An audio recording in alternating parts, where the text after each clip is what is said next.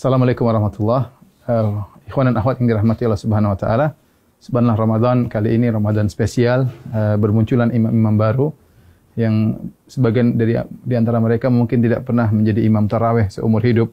Namun pada kesempatan kali ini mereka harus menjadi imam demi untuk menegakkan ibadah di rumah-rumah mereka karena kondisi pandemi yang ada.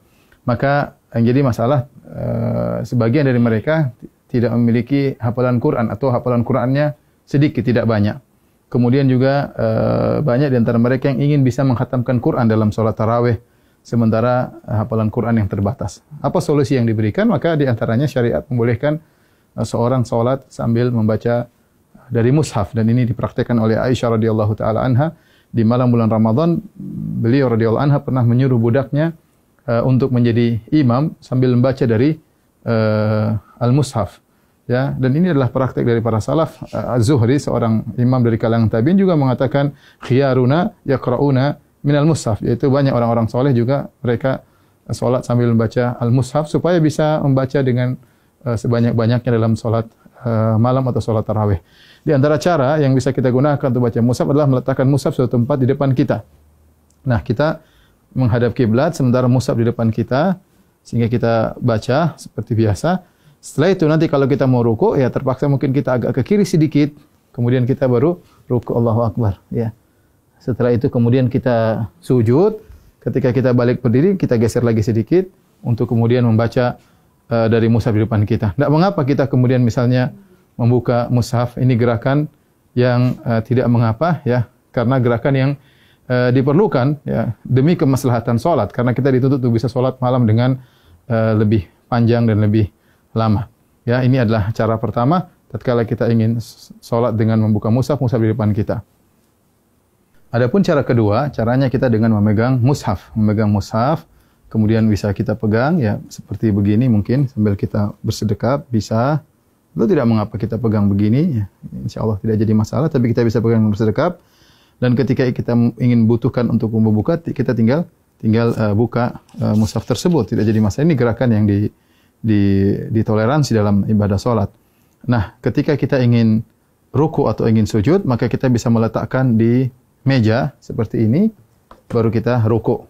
Kemudian kita ruku, kemudian kita sujud. Kalau kita ingin salat, ingin baca lagi, kita ambil lagi, kemudian kita pegang lagi. Dan ini juga cara yang mudah, dan ini tidak mengapa. Rasulullah SAW pernah salat wa huwa hamilu Umamah. Beliau pernah salat sambil menggendong cucunya Umamah bintu Abil As, yaitu putrinya Zainab, cucu Nabi SAW.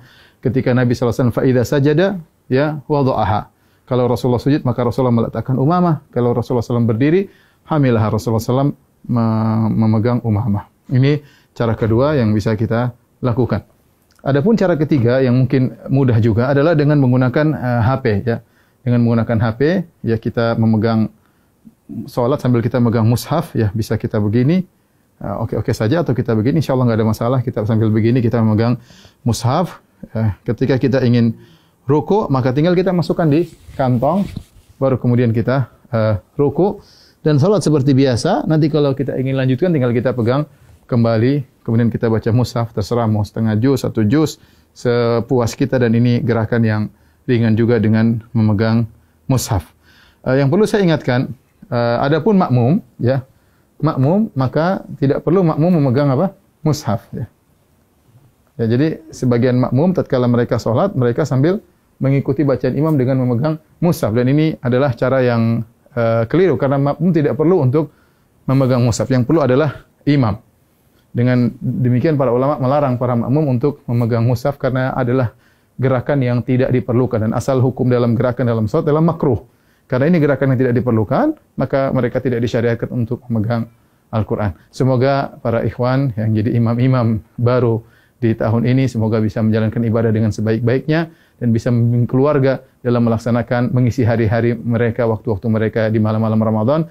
Taqabbalallahu minna wa minkum. Semoga ibadah kita diterima oleh Allah Subhanahu wa taala. Assalamualaikum warahmatullahi wabarakatuh.